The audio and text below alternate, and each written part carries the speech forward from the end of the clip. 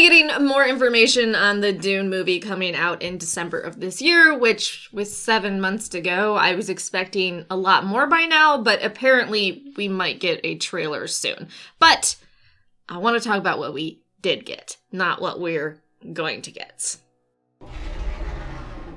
So if you're not familiar, I did an intro to Dune video. You could probably Google intro to Dune videos, and there's a million of them out there. To be honest with you, it really doesn't matter which one you watch. It's just a good intro. If you haven't read the first book. But this video, I want to talk about news about the first half of the Dune installment coming out in December, because they're breaking the book into 2 parts. That's the only way Villeneuve said he would even attempt doing an adaptation of the Dune book. By the way, if you haven't seen the other photos out there that they released, I think a couple weeks ago, so good. I am so excited about Oscar Isaac and Jason Momoa and their roles, even though... Never mind, I won't spoil it. Let's get into the news. Okay, first, and I think in super exciting news, I know that sandworms and how they're depicted in each adaptation of Dune kind of irks people a little bit, but the director for Dune, Villeneuve, said that he actually took the better part of a year trying to figure out how to make these sandworms truly prehistoric and amazing. So here's his quote that just delights my soul. "We talked about every little detail that would make such a beast possible, from the texture of the skin to the way the mouth opens to the system to eat its food in the sand. It was a year of work to design and to find the perfect shape that looked prehistoric enough." Okay, I know it's really silly to get excited about sandworms, but honestly, this makes me so hyped for it, and I kind of feel like they're withholding showing us it for us to be wowed during the film. Or maybe it'll show during a trailer. I don't know. Show us the sandworms! Next, in a recent interview, the director talked about Paul a little bit and his tragic fate, so I want to read that quote really quick. "Paul has been raised in a very strict environment with a lot of training, because he's the son of a duke and one day he's training to be the duke. But as much as he's been prepared and trained for that role, is it really what he dreams to be? That's the contradiction of that character. It's like Michael in The Godfather. It's someone that has a very tragic fate, and he will become something he was not wishing to become." Which, and I talked about this in my intro to Dune video, one of the things I love about Frank is that the author of Dune, the Dune book, is that he was very against heroes, and he didn't like the idea of someone with all this power and that it actually does more harm than good.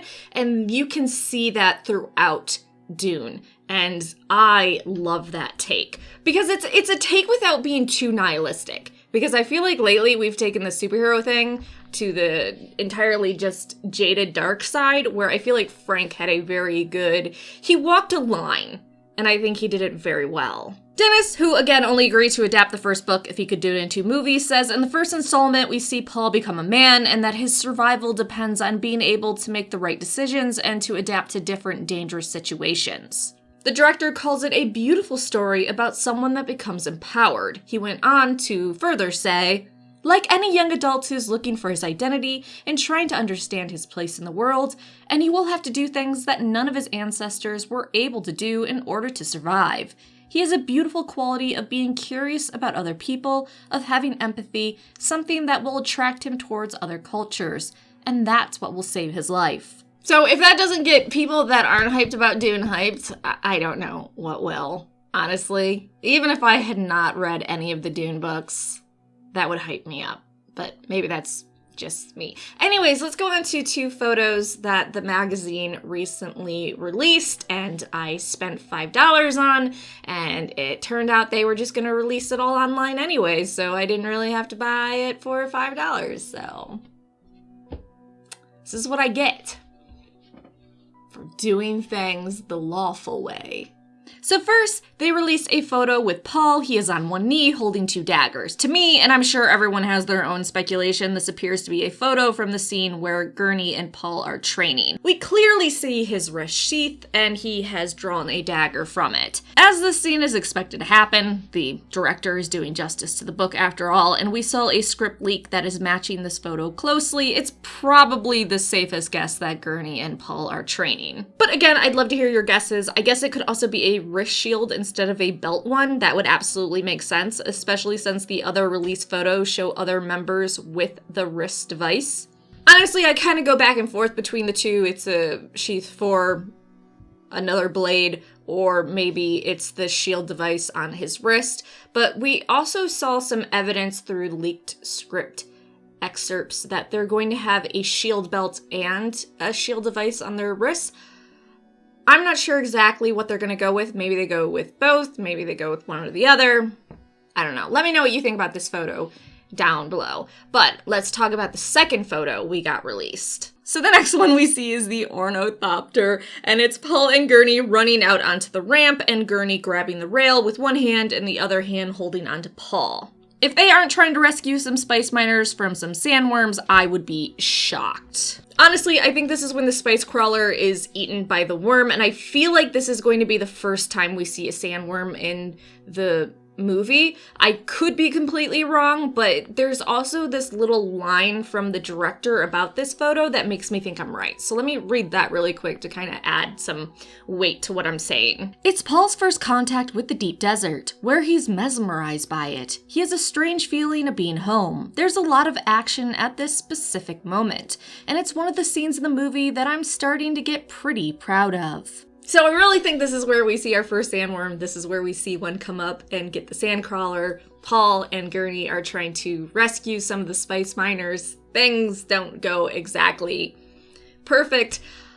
I don't know. I really think it's that scene, but if you disagree with me, again, comment section down below. That's what it's for. Tell me your speculation, your theories, your tinfoil, doesn't matter.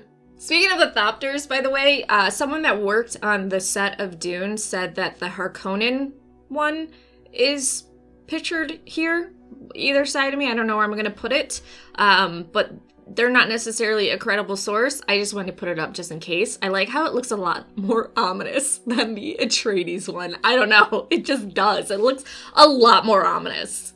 Oh, by the way, someone that worked on the VFX for Dune said that we are absolutely going to be floored by this movie, and quote, Dune is going to floor everyone. So I really hope they're not hyping us up for nothing. Don't do that to me. Don't crush my heart.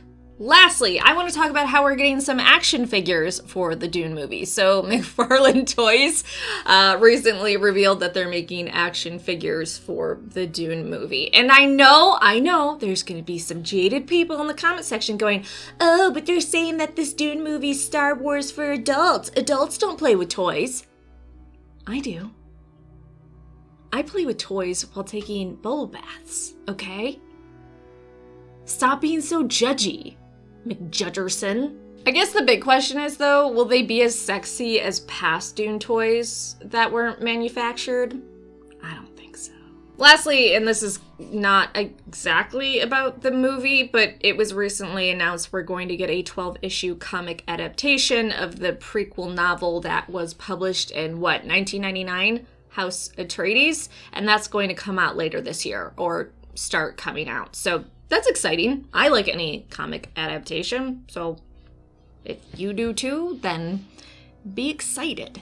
Okay, so that is your Dune news video. As more Dune news comes out, I will share it with you. I'll be trying to do more history lore videos of Dune, but besides that, let me know what you think about this news in the comment section down below.